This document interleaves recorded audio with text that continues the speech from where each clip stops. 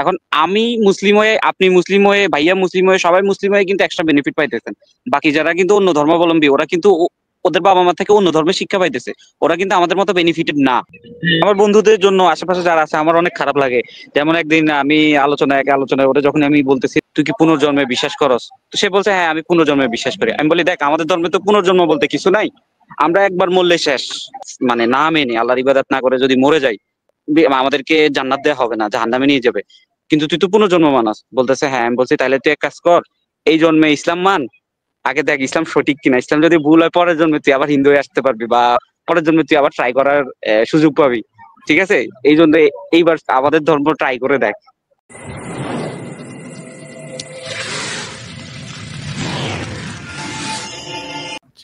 আসসালামু আলাইকুম ভাইয়া।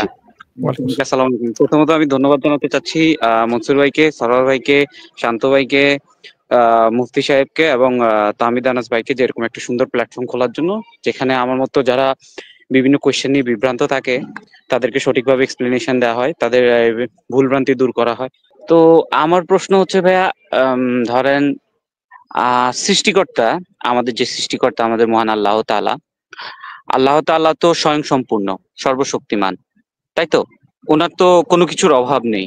এখন আমার প্রশ্ন হচ্ছে যে মহান আল্লাহ তাআলার কোনো কিছুরই অভাব নেই, তাহলে মহান আল্লাহ তাআলার ইবাদতের মানে প্রয়োজন কেন? ওনার কি ইবাদতের দরকার, মানে মানুষের কেন ইবাদতের দরকার পড়ছে, কেন ওনার কি ইবাদত অভাব বা সামথিং লাইক দ্যাট? এটা আপনার প্রথম প্রশ্ন নাকি? জি জি, এটা আমার প্রথম প্রশ্ন, যে মানে আল্লাহ তাআলা যেহেতু কোনো কিছুর অভাব নেই, তাহলে ওনার কেন এমন মনে হলো যে আমার ইবাদতের প্রয়োজন, আমার মানুষ এবং জিন জাতিকে সৃষ্টি করতে হবে, তারা যেন আমার ইবাদত করে, তারা যেন আমাকে আমার শুকরিয়া আদায় করে, এই টাইপের জিনিসপত্র কেন? মানে এই প্রশ্নটা আমার মনে আসছে অনেক আগ থেকে, অনেক আগ থেকে, কিন্তু আমি কখনো উত্তর পাইনি, তাই এখন এই প্ল্যাটফর্মে জিজ্ঞেস করলাম। আমাদের দুজন মুফতি আছে, মনসুর ভাই আছেন, সাজ্জাদুল ভাই আছে, উত্তর দেবেন আপনাকে। তার আগে আমি প্রশ্নটা পরিষ্কার করে নিই যে মানুষ কি সবসময় মানুষ নিজে সবসময় নিজের প্রয়োজনেই কাজ করে, না নিজে থেকে এমনি এমনি করতে পারে? হ্যাঁ, নিজে থেকেও করে, মানুষের মন চাইলেও করে, মানে এই প্রয়োজনেও করে, ইচ্ছা চাইলে যা মন চাই করে মানুষ। তাহলে আল্লাহ কি যখন কোনো কাজ করে শুধু প্রয়োজনে করেন, না জাস্ট নিজে থেকে ইচ্ছা করে করতে পারেন? হ্যাঁ, নিজে থেকে ইচ্ছা থেকে করতে পারেন, যেহেতু আমাদের এই যত ইচ্ছা, সন্তুষ্টি বা যত রকমের ফিলিং সবকিছু আল্লাহরই সৃষ্টি, আল্লাহরই দেয়া, সুতরাং নিশ্চয়ই ওনার কাছে ওই ধরনের অ্যাবিলিটি আছে। একদম। তাহলে আল্লাহ কোনো কাজ করার ব্যাপারে কোনো কারণ বা কোনো কিছুর মুখাপেক্ষী না, তাই না? যখন কোনো আমাদেরকে ইবাদত করতে বলবেন, হুকুম করবেন, তার মানে এই না যে ওটা আল্লাহর প্রয়োজন আছে। হ্যাঁ, আল্লাহ পছন্দ হয়েছে সে কারণে। এবার আল্লাহ কেন পছন্দ করেন? আল্লাহ হচ্ছে উত্তম, আল্লাহ হচ্ছে সর্বোত্তম, তাই না? তো আল্লাহ সবচেয়ে উত্তম, তার ইচ্ছাও সবচেয়ে উত্তম, তার পছন্দ উত্তম, তার হুকুমও সবচেয়ে উত্তম। তো তাহলে নিশ্চয়ই এই হুকুমটা যে মানুষকে করা হয়েছে এটা তার প্রয়োজনে করেননি, বরং এই হুকুমের মধ্যে তার উত্তম বৈশিষ্ট্যের প্রকাশ আছে। হ্যাঁ, যে ইবাদতটা হলো যে আসলে আল্লাহর রহমত। ইবাদত করতে বলা, শুধুমাত্র তার ইবাদত করতে বলা, এটা হচ্ছে মানুষের জন্য রহমত। কিভাবে? এক হচ্ছে যে মানুষকে অন্য কিছু দাসত্ব থেকে আল্লাহ মুক্ত করেছেন, সৃষ্টিকে, মানুষকে অন্য সবকিছু দাসত্ব থেকে তিনি মুক্ত করেছেন। আল্লাহ বলতে পারতেন না আমার দাসত্ব করে না, অন্য কিছু দাসত্ব করে, কিছু যায় আসতো না, বুঝলেন? তো মানুষকে এই যে স্বাধীন, এই যে একটা মর্যাদা দিয়েছেন আল্লাহ, যে শুধুমাত্র তারই দাসত্ব করতে, অন্য কিছু থেকে মুক্ত।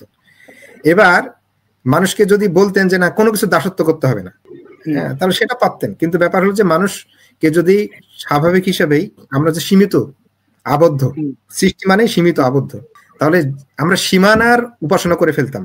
অন্য কিছু যদি আল্লাহ যেটার মাধ্যমে আমাদেরকে, যেমন ক্ষুধা, যন্ত্রণা, বা ধরুন যে ভয়, ভীতি, সম্পদ, লোভ, লালসা, এগুলোর উপাসনা আমরা করে ফেলতাম, তাই না? অথবা নিজের যে প্রবৃত্তির উপাসনা করে ফেলতাম। তাহলে আমাদেরকে সমস্ত কিছুর উপাসনা, দাসত্ব থেকে আল্লাহ মুক্তি দেওয়ার জন্য কি করেছেন?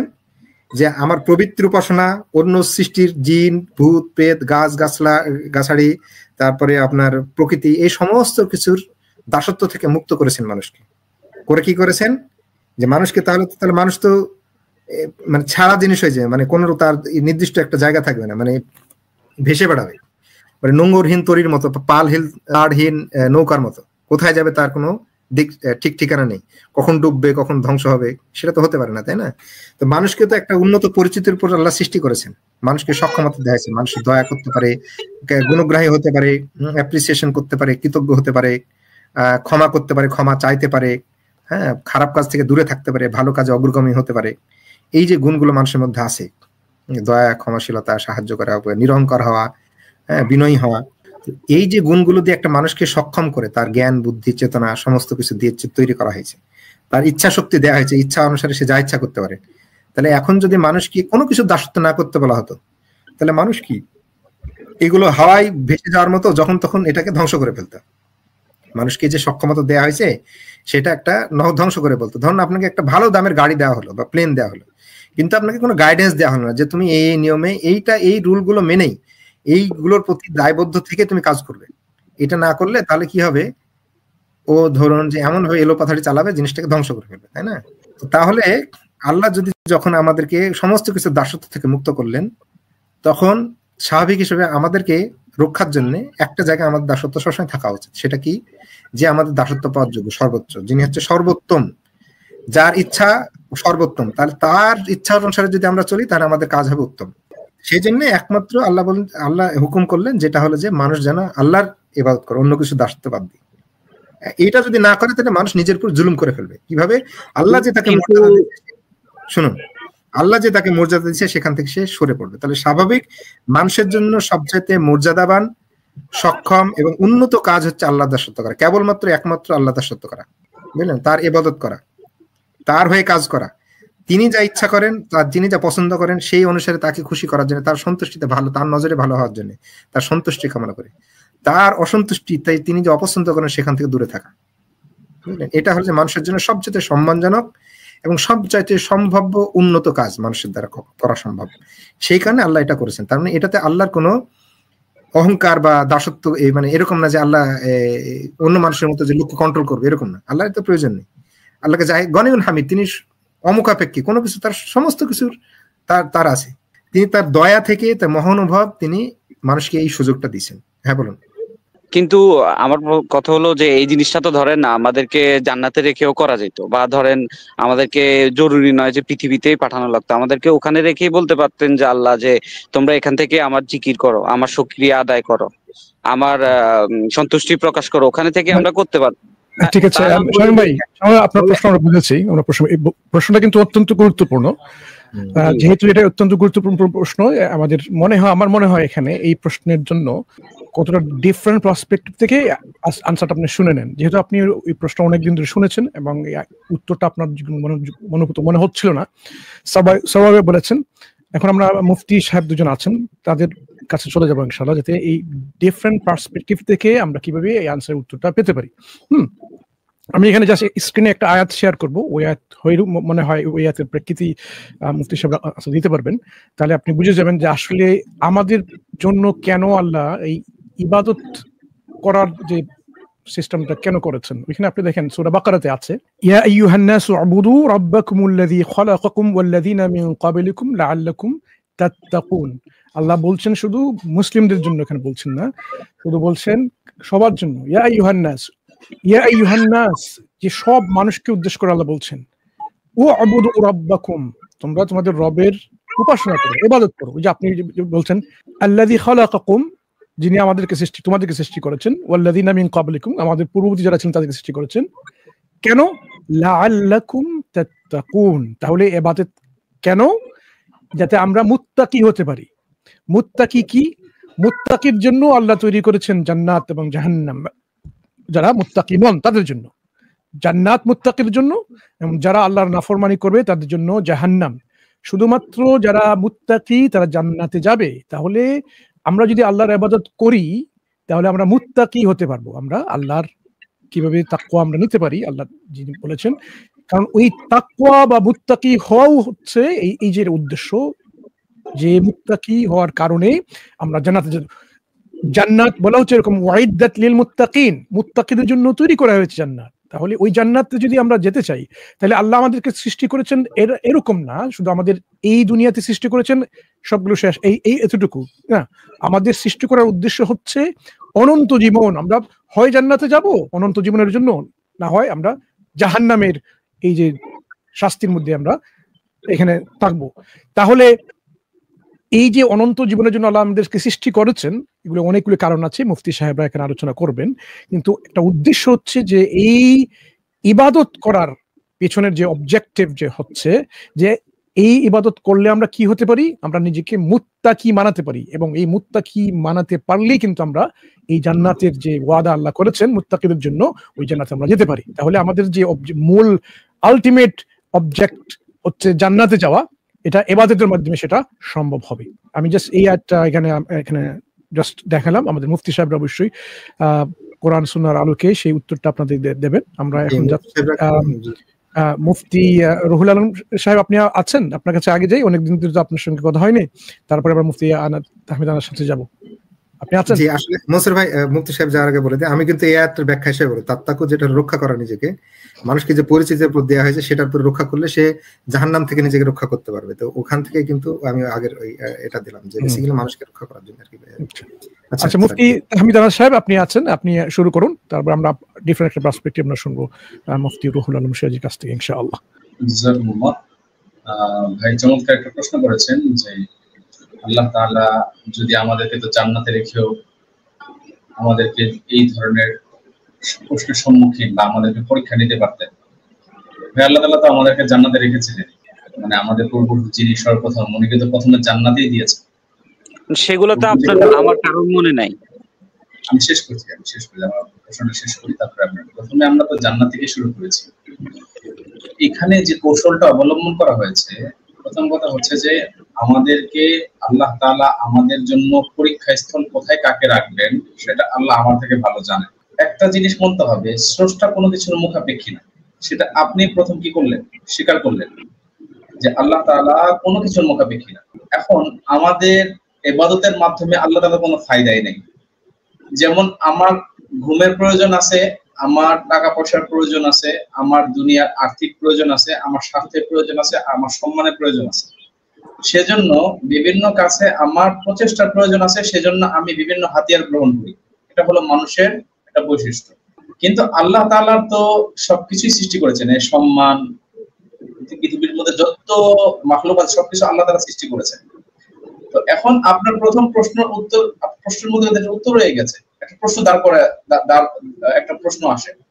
সেই প্রশ্নটা হচ্ছে যে আল্লাহ তাআলার যেহেতু কোনো কিছু প্রয়োজন নাই, আপনি মেনে নিয়েছেন, তাহলে আমাদের এই কাজগুলা করার জন্য আল্লাহ তাআলার কোনো বিশেষ কোনো লাভ নাই, বাধ্যবাধকতা নেই। হ্যাঁ, আল্লাহ তাআলার কোনো লাভ নাই। যেহেতু আল্লাহ তাআলার কোনো এই বিষয় নিয়ে কোনো লাভ নাই, তাহলে এই কথাটা অবান্তর যে আমাকে কেন সৃষ্টি করলেন। এখন কথা হচ্ছে, আপনিও এক কথার সাথে সারার সাহেব একটা প্রশ্ন করেছিল, চমৎকার একটা, যে আপনি বলেছিল যে বলেন তো আমাদের মানুষের মধ্যে মানুষ অহেতুক কাজ করে। যেমন মানুষ অনেক আছে দেখছি যে যায় টাকা ছিঁড়ে মানুষের কাছে ছিঁড়ে মানে উড়ায়, কেন? তার ভালো লাগে। এটা কিন্তু তার একটা, মানুষের এমন কোনো কাজ নাই যেটা তার স্বার্থের দরকার হয়। কিন্তু এখানে আমি একটা কথা বলতে চাই, যেহেতু অহেতুক কোনো কাজের কথা বলতেছেন, ওটা মানুষ করলে মানা যায়, কারণ মানুষ নির্বোধ। কিন্তু মহান আল্লাহ তাআলা সর্বজ্ঞানী, প্রজ্ঞাময়, সর্বশক্তিমান। উনি যদি ধরেন ওনার একটা ডিসিশনে দেখেন, আল্লাহ তাআলা তো অনর্থক কোনো কাজ করেন না। শামীম ভাই, আপনি একটা জিনিসটা শুনবেন এখানে, আল্লাহ তাআলা তো, আমি একজন গরিবকে সাহায্য করলাম, তাকে অনুগ্রহ করলাম, তাকে 50 টাকা বা 500 টাকা দিয়ে তাকে সাহায্য করলাম।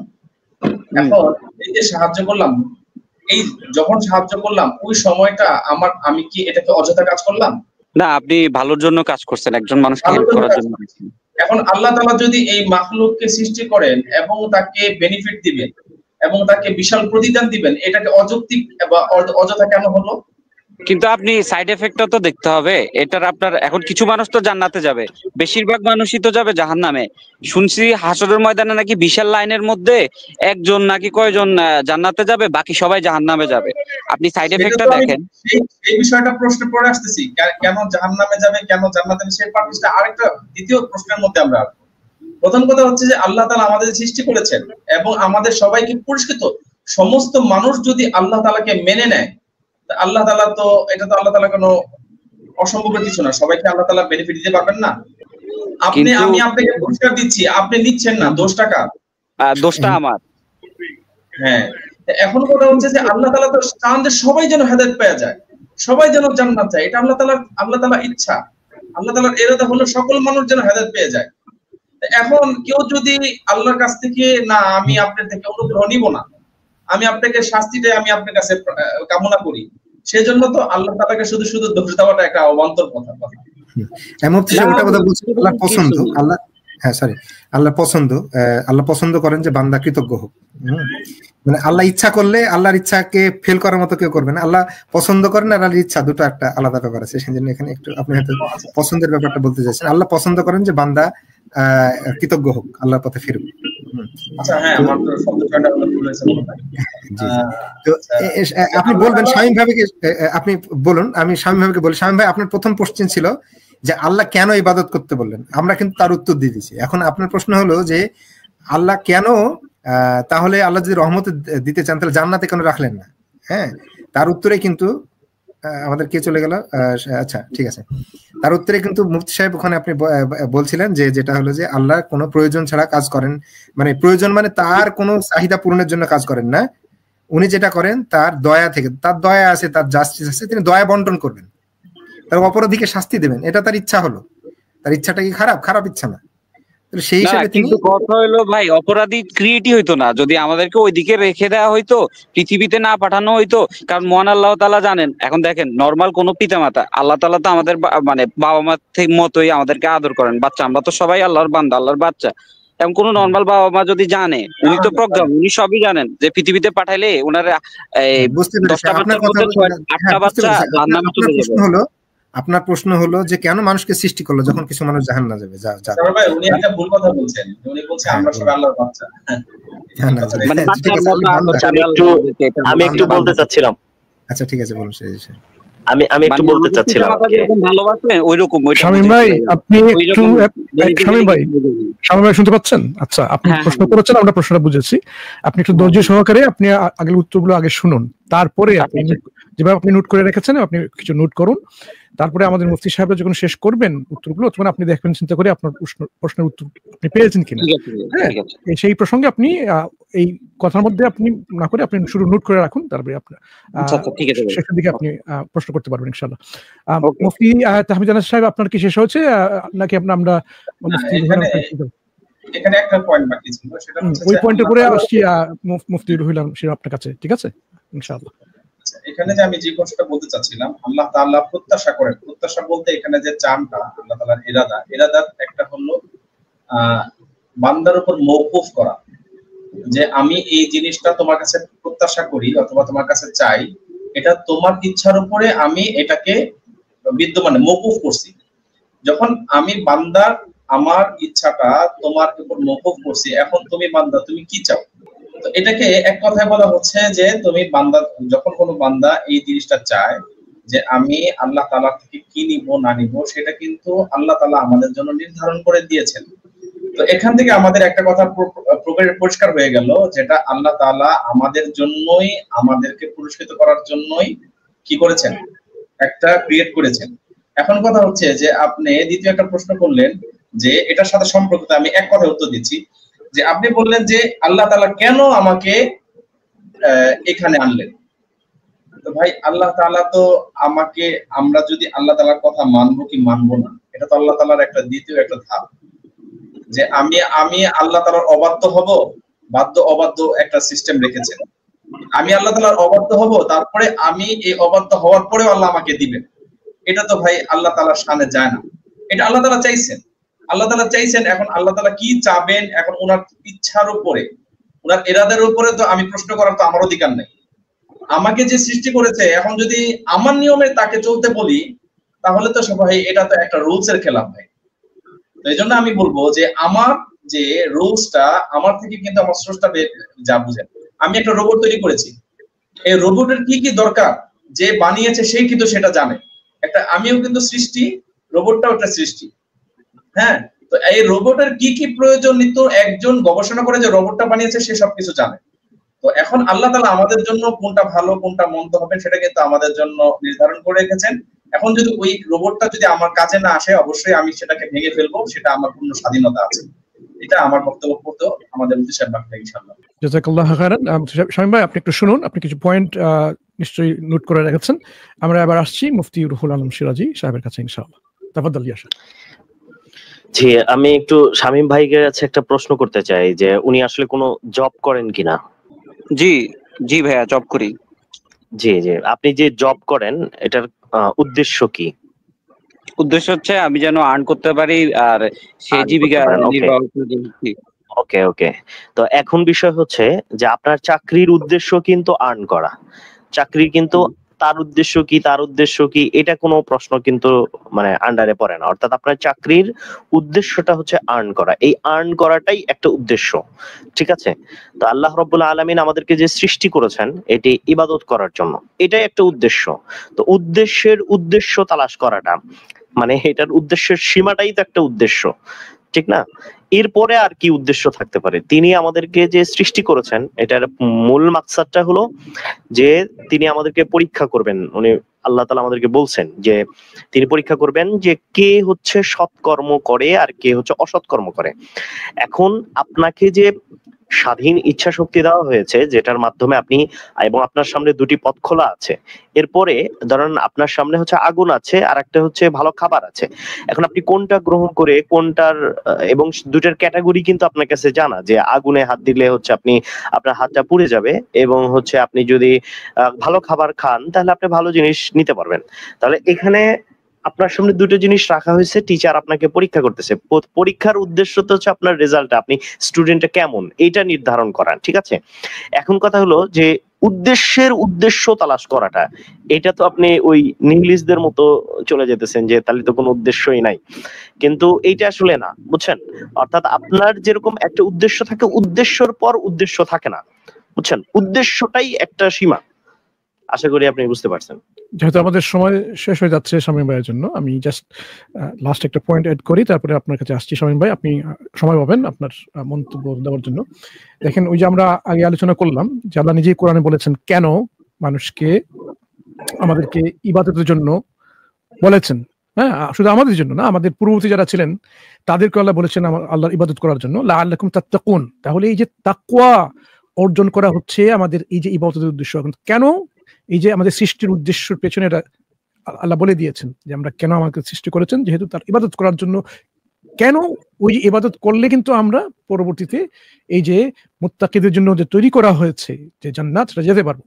আল্লাহ সৃষ্টি করেছেন অনেক, আল্লাহ তো কন্টিনিউ সৃষ্টি করে যাচ্ছেন, আল্লাহ সৃষ্টি তো সময় শেষ হচ্ছে না ভাই। কুল্লা ইয়াউমিন হুয়া ফি শাআন, প্রতিনিয়ত আল্লাহ নতুন নতুন জিনিস নিয়ে আল্লাহ আছেন।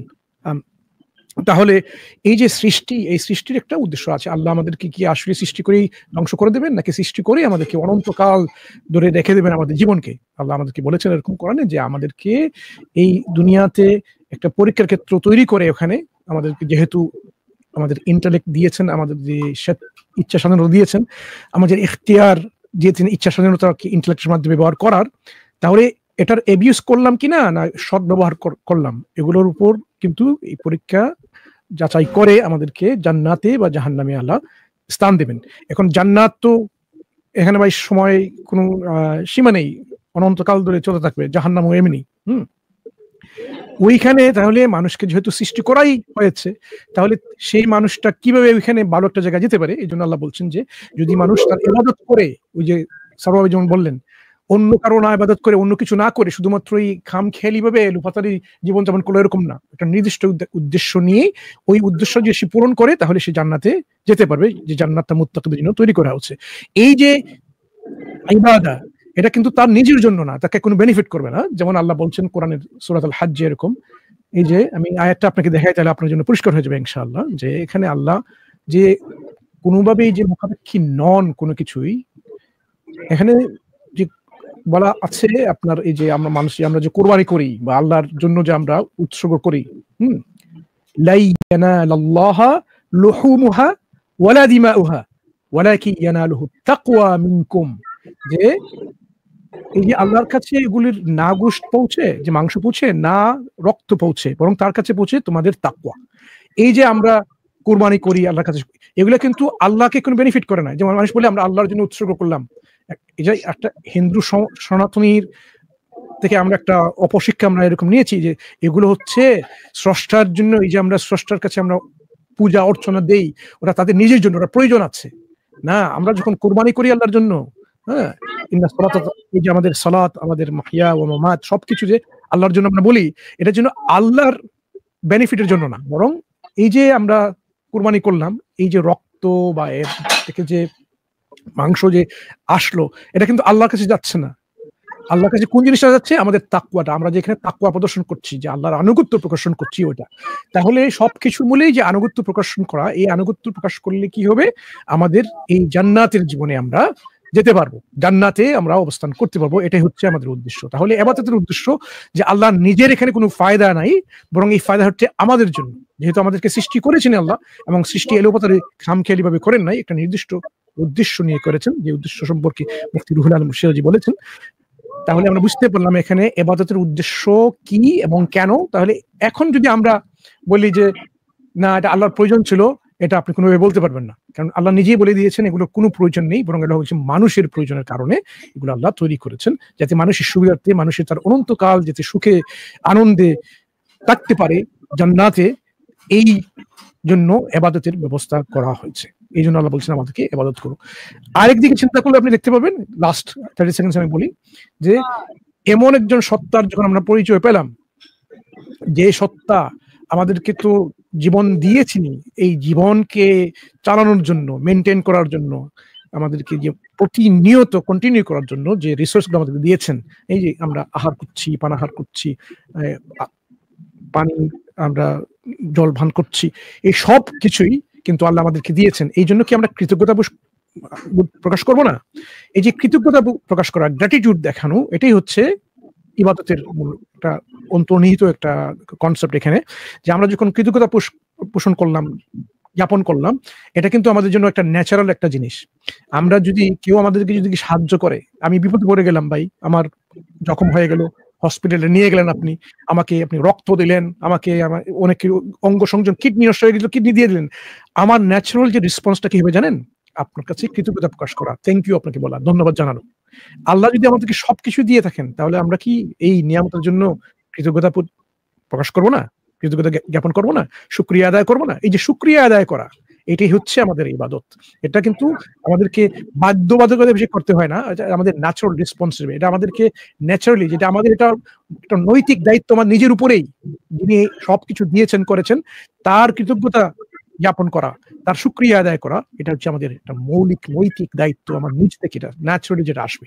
এই জন্য ইবাদত করা এটা এমন কিছু না যে এটা অত্যন্ত এটা আনরিজনেবল এমন কিছু, এটা সম্পূর্ণ রিজনেবল, যৌক্তিক, এবং এর ফায়দা আছে, যে ফায়দা হচ্ছে যে আমরা আখিরাতে জান্নাতে আমরা যেতে পারবো। তাহলে বিভিন্ন পার্সপেক্টিভ থেকে আপনি উত্তরটা পেয়ে গেলেন শামীম ভাই, এখন আপনার কাছ থেকে শুনি এই উত্তরটা আপনার কাছে কেমন লাগলো আমাদের। ভাইয়া আমি আসলে বলবো কি, আসলে প্রত্যেকটা উত্তরের সাথে তো আমার একটা করে কাউন্টার কোশ্চেনস অ্যাড হচ্ছে, ঠিক আছে? একটা করে নোট করেছেন নিশ্চয়ই, এখন আপনি শুনি আপনার কাউন্টারগুলো আমরা শুনি। যেমন মুফতি তাহমিদ সাহেব বলছেন যে আল্লাহর ইচ্ছা, ওনার নিয়মে চলতে হবে, আমরা এটাতে প্রশ্ন না করাটাই বেটার, কারণ সৃষ্টিকর্তা ক্রিয়েটর, মানে একজন বিজ্ঞানী যদি রোবট বানায়, সেরকম আল্লাহ তাআলা আমাদেরকে বানাইছেন, তো আমরা মানে ওনারে ধরেন কোয়েশ্চেন করতে পারবো না। আর যেরকম রোবটরে যেরকম বিজ্ঞানীরা বানায়, ওটার যে একটা উদ্দেশ্য আছে, সে উদ্দেশ্য আবার যখন না থাকে, চাইলে বিজ্ঞানী রোবট ভেঙে ফেলতে পারে। বাট ব্যাপারটা হইলো যে এই রোবটরে আপনি ভেঙে ফেলছেন, সাথে সাথে তো রোবট শেষ, কিন্তু একটা মানুষের মৃত্যুর সাথে সাথে তো সে শেষ হয়ে যায় না, তার পরবর্তীতে আরেকটা পরকাল আছে, তার হিসাব দেয়া হবে, তাকে জান্নাতে দেয়া হবে বা জাহান্নামে দেয়া হবে। আপনি দেখেন, যেখানেই দেয়া হবে সেখানেই কিন্তু জীবন আজীবনের জন্য, সেখানে সে আর রিবার্থ নেওয়ার কোনো অপশন নাই। এই পৃথিবীতে যখন তারে পাঠানো হয়, আমরা আব্বু আম্মু যেটা আমাদের শিখাইছে, আর যদি আমি মুসলিমের সন্তান না হয়ে ভিন্ন ধর্মের সন্তান হইতাম, তাহলে কিন্তু এই ধরনের ইসলামিক জ্ঞান, প্রপার নলেজ কিন্তু আমি পাইতাম না, ঠিক আছে? তো ব্যাপারগুলো হচ্ছে এরকম। এখন ওই জন্য আমার প্রশ্ন হলো, যদি ওখানে আমরা যদি মানে একটু দাঁড়ান, ওই যে আপনি এটা কাউন্টার দিলেন, ওই কাউন্টার দিয়ে আপনি কি প্রমাণ করলেন? এখানে ওনার সঙ্গে তো আপনি এগ্রি করে যাচ্ছেন এখানে, যে উদ্দেশ্যে কোনো কিছু মানানো, একটা ইঞ্জিনিয়ার যদি একজন বৈজ্ঞানিক যদি একটা রোবট বানায়, তাহলে তার নিজের উদ্দেশ্যে সে মানিয়েছে। এখানে আপনি একজন হিস্টোরিয়ান, একজন ম্যাথমেটিশিয়ান হয়ে আপনি কি বলবেন ভাই যে আপনি ইঞ্জিনিয়ার কেন বানালেন? এটা তো আপনার কোনো কিছু আসে না এখানে।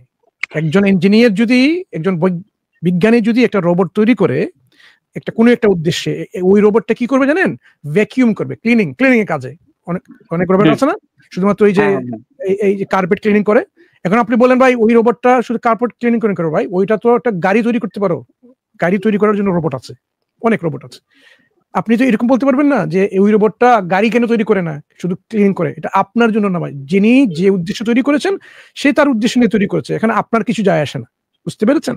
তাহলে আল্লাহ যদি আমাদেরকে সৃষ্টি করে থাকেন, আমাদের মুফতি সাহেব যেভাবে বলেছেন, উনি যে উদ্দেশ্যে সৃষ্টি করেছেন সেই উদ্দেশ্যেই সৃষ্টি করেছেন, তাহলে এখানে আমাদের কোনো এখতিয়ারই নেই এখানে আমাদের। লা ইউসআলু আম্মা ইয়াফআলু ওয়া হুম ইউসআলুন, যে আল্লাহকে প্রশ্ন করা যাবে না উনি কেন করেন কি করেন, কিন্তু আমাদেরকে প্রশ্ন করা হবে যে আমরা আমরা কি করেছি। ভাইয়া আমরা যদি প্রশ্ন না করি নিজেকে, আমরা তো সত্যতা সম্পর্কে অবগত থাকবো না। আপনি ধরেন আমাদের একটু ভাই, আল্লাহ কেন সৃষ্টি করেছেন উত্তরটা আল্লাহ নিজে দিয়েছেন, ওমা খালাকতুল জিন্না ওয়াল ইনসা ইল্লা লিয়াবুদুন। তারপর আল্লাহ বলছেন তাদের কাছ থেকে আমি রিজিক চাই না, মা উরিদু মিনকুম, আমি তোমাদের কাছে চাই না, এরকম আল্লাহ নিজেই বলে যাচ্ছেন। তাহলে আল্লাহ সৃষ্টির উদ্দেশ্য বলে দিয়েছেন। আপনি এখানে দ্বিমত পোষণ করার কে ভাই? উনি তো নিজে বলে দিয়েছেন আমি এভাবে সৃষ্টি করেছি।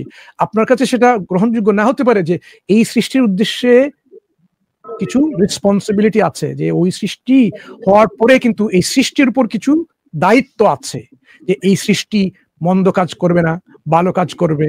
এই তো মানুষ কেন প্রশ্ন করে এখানে যে দ্বিমত পোষণ করে, বা এখানে এটা অস্বীকার করে, বা এগ্রি কেন করে না যে আল্লাহ সৃষ্টি করেছেন আমাদেরকে ইবাদতের জন্য, একজন মানুষ সে এগ্রি করছে না, এর অর্থ কি? সে আল্লাহ আনুগত্য করতে চাচ্ছে না, এই যে নিয়ম কানুন মেনে চলতে চাচ্ছে না, সে স্বেচ্ছায় নিজেই তার ইলাহ মানাতে চাচ্ছে, যে আমি নিজেই আমার ইলাহ, আমি নিজে স্বেচ্ছায় আমি যা কিছু করার, যা কিছু আমার ইচ্ছা আছে সেগুলো আমি করে যাব। ওই যে একজন আনারকিস্টের মতো আমাদের মুফতি রুহুল আমিন সিরাজি সাহেব এরকম বলেছেন, সে এই যে নিহিলিস্টিক একটা মতবাদ, আনার্কিজম, যা কিছু নিজের এলোপাতারি করে যাবে না। আপনি প্রশ্ন করেছেন কেন, উত্তরটা আপনি পেয়ে গেছেন স্রষ্টার কাছ থেকে নিজেই। স্রষ্টা দেখেন কতটুকু মার্সিফুল, এবং জাস্ট উনি শুধু আমাদেরকে সৃষ্টি করে যে কেন সৃষ্টি করেছেন বলেছেন, তারপরেও ব্যাখ্যা করে গেছেন যে এই ইবাদত করলে কি হবে ফায়দা।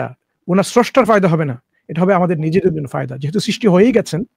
এখন আপনি তো এই যে এই টাইটানিক নাম শুনেছেন, একটা জাহাজ, বড় একটা জাহাজ ছিল টাইটানিক, ওটা ডুবে যাচ্ছে, ওখানে আপনিও আছেন আমিও আছি। ওই সময় তো আপনি এটা অভিযোগ করলে হবে না, কেন ভাই আমার বন্ধু আমার এই পরিবার এই টাইটানিকের টিকিটটা কাটলো, এখন তো মারা যাচ্ছি, কেন? এই অভিযোগ করলে আপনার কোনো ফায়দা হবে না। আপনার ফায়দা কখন আসবে কোথায় জানেন? যে আপনি যদি চিন্তা করেন যে আমি কিভাবে বাঁচতে পারি, এটা তো ডুবে যাচ্ছে, আমি ডুবে যাচ্ছি, এখন আমি নিজেকে কিভাবে বাঁচাতে পারি, সেটাই হবে আপনার জন্য ফায়দা করে এখানে। যে কোন ফায়দা এখানে, যে আমি যদি একটা লাইফ বোট পেয়ে যাই, লাইফ জ্যাকেট পেয়ে যাই, এমন কিছু যে আমি বাঁচতে পারি। ঠিক একইভাবে আমরা সৃষ্টি হয়ে গেছি, আল্লাহ সৃষ্টি করেছেন, উনি বলেছেন উনি আমাদেরকে সৃষ্টি করেছেন।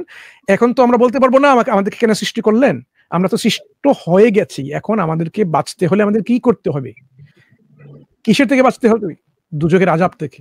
এই দুজকের আযাব থেকে বাঁচতে হলে আমাদেরকে কিছু জিনিস মানতে হবে, এবং কিছু আমি এখানে আপনার সাথে পুরো একটা, আপনি সুন্দর আমার কথাটা আরো সুন্দর করে চমৎকার ভাবে বলেছেন। আমাকে এখানে কিন্তু দুইটা কথা বলেছিলাম।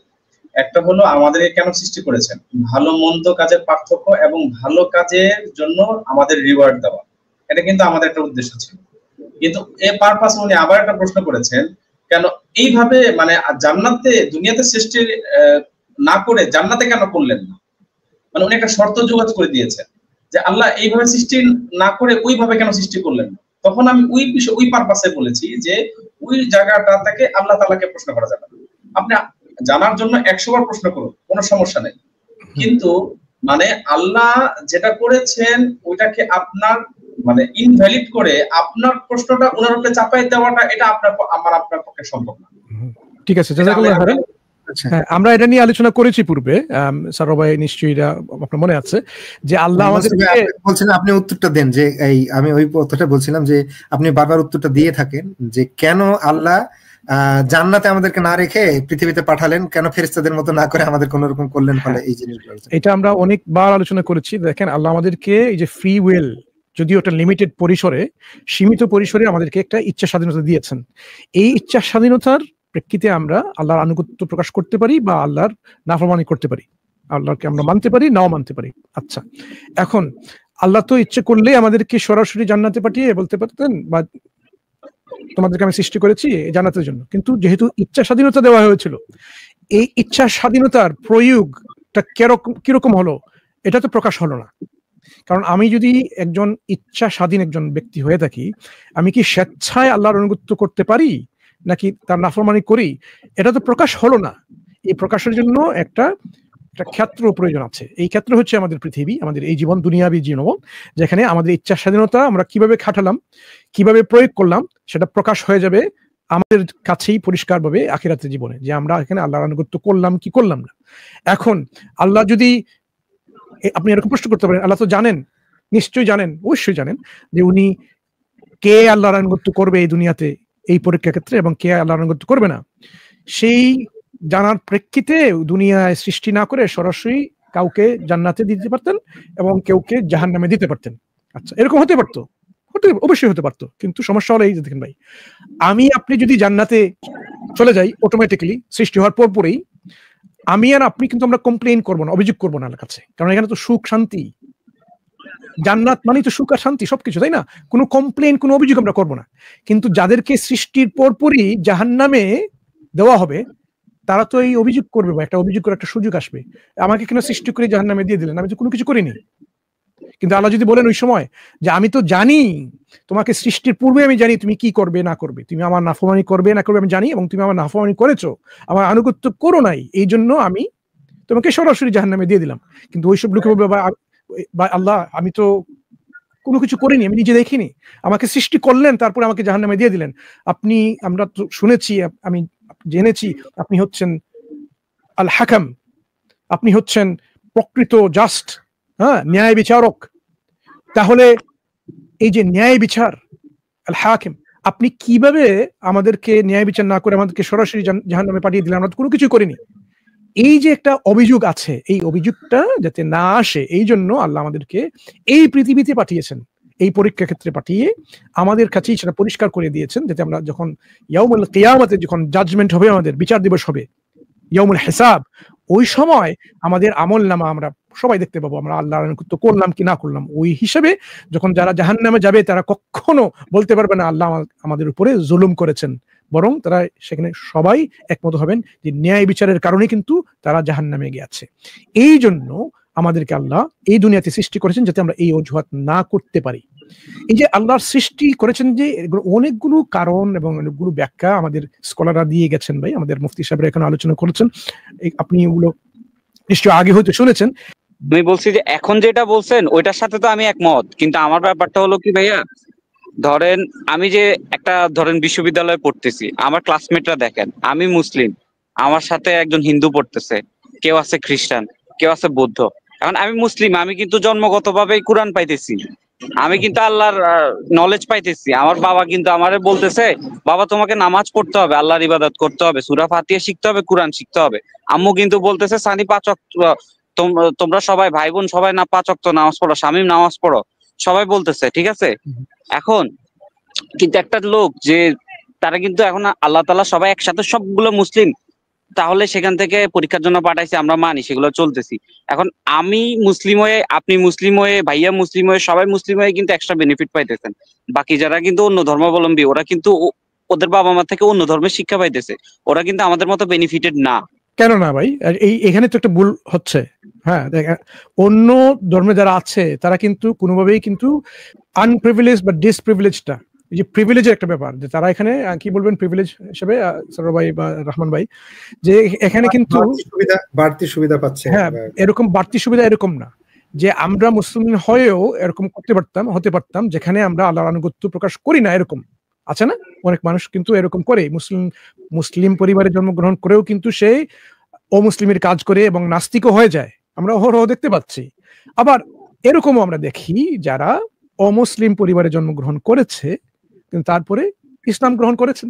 অনেক আমরা যারা কাজ করছি, আমরা ইউকেতে বা আমেরিকাতে, আমরা বাংলাদেশের বাইরে যারা কাজ করছি, আমাদের দাওয়াতি যারা কাজে আছেন, তাদের অধিকাংশ বাইরে কিন্তু রিভার্ট তারা অমুসলিম থেকে মুসলিম হয়েছেন, জন্মগ্রহণ করেছেন অমুসলিম ফ্যামিলিতে কিন্তু পরবর্তীতে মুসলিম হয়েছেন।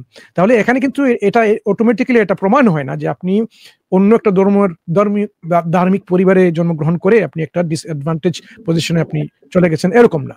এখন কথা হচ্ছে যে অনুপাত দেখেন, আমি শেষ করি যে একজন মানুষ যদি হিন্দু সনাতন ধর্মে জন্মগ্রহণ করে, তার কাছে কি এরকম কোনো সুযোগ সুবিধা, এরকম কোনো সময় কি আসে নাই যে সে প্রশ্ন করেছিল নিজেকে যে আমি কি করছি এখানে, আমি কেন এদেরকে উপাসনা করছি, যে না করতে পারে কোনো বেনিফিট আমাকে, না আমাদের কোনো ক্ষতি করতে পারে? হ্যাঁ, এই প্রশ্ন কি তার মনে আসে নাই? এই প্রশ্ন কিন্তু আল্লাহ তার অন্তরে টিকি ঢুকিয়ে দেন। তার ইন্টেলেক্ট সেটাই বলবে যে কেন সে একটা মূর্তি পূজা করছে, যে মূর্তি তাকে কখনোই কোনো ফায়দা দিতে পারবে না এবং তার কোনো ক্ষতি করতে পারবে না। এই প্রশ্নটা কিন্তু প্রত্যেক মূর্তি পূজক সে জানে, কিন্তু সে যার ওই যে ট্র্যাডিশন অন্ধভাবে বিশ্বাস করে যায়, এই অন্ধবিশ্বাস যারা করে এবং মারা যায়, তারা আখিরাতে কি বলতে পারবে যে আমি তো ভাই আমার ট্র্যাডিশন ফলো করেছি, আমার বাপ দাদার যারা বিশ্বাস করতে ফলো করেছি। আল্লাহ কোরআন আমাদেরকে বলেছেন যদিও তারা এরকম ভুল পথে থাকতো তাহলে কি তাদেরকে ফলো করা যাবে? এরকম না। তাহলে বাপ দাদাদের ট্র্যাডিশন ফলো করা এটা কিন্তু যৌক্তিক এমন কিছু না যে তারাও সত্য। আমাকে দেখতে হবে যে আমি যে বিশ্বাস করি সেটা কি আসলেই যৌক্তিক এবং সত্য কিনা। কারণ প্রত্যেক মানুষের একটা সময় আসে যখন সে এই যে এক্সিস্টেন্সিয়াল কোয়েশ্চেনস, আমি কে, কোথা থেকে আসলাম, কোথায় যাচ্ছি, আমি কোন ধর্মে আছি, কোন অবস্থানে আছি, আমি কি সৃষ্ট নাকি আমি নিজেই স্রষ্টা, আমার কি স্রষ্টা আছে, কেন আমাকে সৃষ্টি করা হয়েছে, এই প্রশ্নগুলো কিন্তু তার অবশ্যই আসবে। কারণ এগুলো ভেবে এই যে আমাদের কিন্তু সৃষ্টি করা হয়েছে এমন ভাবে, আল্লাহ আমাদেরকে সৃষ্টি করে দিয়েছেন ইন্না হাদাইনাহু সাবিলা ইম্মা শাকিরা ওয়া ইম্মা কাফুরা, ওই যে আমাদেরকে দুটো পথই দেখিয়ে দিয়েছেন। আমরা গ্রেটফুল হোক, আমরা যদি কৃতজ্ঞতা প্রকাশ করি না করি সেটা কোনো ব্যাপার না, আমাদেরকে দুটো পথই আল্লাহ দেখিয়ে দিয়েছেন। ফাআলহামাহা ফুজুরাহা ওয়া তাকওয়াহা, আমাদের অন্তরে আল্লাহ এরকম যে আমাদের তাকওয়া এবং ফুজুর, যে ভালো মন্দর এই জ্ঞানটা দিয়ে দিয়েছেন অলরেডি, আমাদের অন্তরের মধ্যে আছে, আমাদের হৃদয়ের মধ্যে, আমাদের আত্মার মধ্যে সেগুলো অলরেডি এগুলো আছে। তাহলে একজন হিন্দু ধর্মে জন্মগ্রহণ করা একজন ব্যক্তি সে কোনোভাবেই বলতে পারবে না যে আমি তো ভাই ডিসঅ্যাডভান্টেজ পজিশনে আছি, কারণ আমি তো মুসলিম হয়ে জন্মগ্রহণ করিনি, আমি কোরআন পড়িনি, আমাকে শেখানো হয়নি। না, সে নিজেই বুঝতে পারবে তার ধর্মে যে সে আছে সে সঠিক কিনা। যখন সে বুঝতে পারবে সেটা সঠিক নয়, তার নৈতিক দায়িত্ব হবে, মৌলিক দায়িত্ব হবে সে সত্য কোথায় সেটা খোঁজা, অন্বেষণ করা। এবং তার আশেপাশে কিন্তু আপনি আছেন একজন মুসলিম, আপনি বলে দিতে পারেন হ্যাঁ অবশ্যই, কেন আমরা এই সৃষ্টি জগৎকে আমরা উপাসনা করব, বরং যিনি সৃষ্টি করেছেন সৃষ্টি জগৎকে তার উপাসনা আমাদের করা উচিত, তিনি উপাসনার যোগ্য। এটা কিন্তু আমাদের একটা যৌক্তিক একটা ব্যাপার, যুক্তিসঙ্গত একটা কথা আছে না, ফালা আল্লাকা বাখিউন নাফসাকা, রাসূলকে বলেছেন যে আপনি মনে হচ্ছে আপনি এমন ভাবে নিজেকে ধ্বংস করিয়ে দেবেন যে তারা বিশ্বাস করছে না এরকম, আপনি আপনার যে প্রতিবেশী যারা আছেন তাদের নিয়ে আপনি এভাবে চিন্তা করবেন না ভাই, আপনি বরং আপনি আপনার দায়িত্ব পালন করে যাবেন। আপনি ইসলামের যে দাওয়াত তাদেরকে আপনি দিবেন, কারণ তাদের কাছে এই যে ইন্টারনেটের পন্থা কিন্তু এখন উন্মুক্ত আছে, ইন্টারনেট কিন্তু সবার জন্য উন্মুক্ত। ওই ইন্টারনেটে গেলেই আপনি ইসলাম সম্পর্কে জানতে পারবেন, ওই ইন্টারনেটে গেলেই আপনি কোরআন পড়তে পারবেন নিজেই। এখন কেউ যদি সে এই পৃথিবীতে 4 জনের 1 জন হচ্ছে মুসলিম, 1/4 এই বিশ্বের যে জনসংখ্যা 1/4 হচ্ছে মুসলিম, 1/4 মানুষ মুসলিম এই পৃথিবীর, তারপরেও তারা কি বিশ্বাস করে, কেন বিশ্বাস করে সেটা যদি আমি জানলাম না, তাহলে আমি কি করলাম, আমি কিসের পিছনে আমি ঘুরলাম? এই যে যখন আমাকে আখিরাতের জীবনে আমাকে যখন প্রশ্ন করা হবে যে তুমি ইসলাম সম্পর্কে জানোনি, কেন জানোনি? তুমি দেখো নাই ইসলাম তোমার চতুর্পাশে ছিল, তুমি জিজ্ঞেস করো নাই কেন ইসলাম কি? হ্যাঁ, মুসলিমদের কি প্রশ্ন করা হবে কেন ইসলামের দায়িত্ব তুমি পালন করো নাই, কেন ইসলাম তুমি পৌঁছে দেও নাই, এটা প্রশ্ন করা হবে না? আমি একজন মুসলিম হিসাবে আমি আছি, হ্যাঁ, আমার চতুর্পাশে নন মুসলিম, আমি কাউকে ইসলাম সম্পর্কে কিছুই বললাম না। আপনি এরকম শুনেন না হাদিসে একটা কথা আমাদের মুফতি সাহেবরা এখন বলে দিবেন, একজন লোক সে কিন্তু একজন সালেহ, একজন ভালো সৎ কাজ করেওয়ালা একজন লোক, সে কি করছে, সে নিজে কিন্তু সৎ, কিন্তু তার আশেপাশে কিন্তু মানুষ ভালো কাজ করছে না, সে নিজে আমর বিল মারুফ ওয়ান নাহি আনিল মুনকার শিখবে না। যখন আযাবের কথা আসলো, যখন যে ফেরেশতারা আযাব দেওয়ার জন্য আসলেন ওই কমিউনিটিতে, তখন তারা বললো ওইখানে তো একজন লোক আছে, সেই যে সৎ কাজ করেছে, সে তো সৎ, সে তো ভালো লোক। তখন কি বলা হবে তাকে, যা তাকে দিয়ে শুরু করো, কারণ তার উচিত ছিল এই কমিউনিটিরকে সে আমর বিল মারুফ সৎ কাজে আদেশ দেওয়া এবং অসৎ কাজে মন্দ কাজ থেকে বিরত রাখা, সেই কাজটা করেনি। এই জন্য সে কিন্তু দায়বদ্ধ হবে, তার পেছনে এই যে রেসপন্সিবিলিটি এখানে আছে, অ্যাকাউন্টেবল হয়ে সে হয়ে যাবে।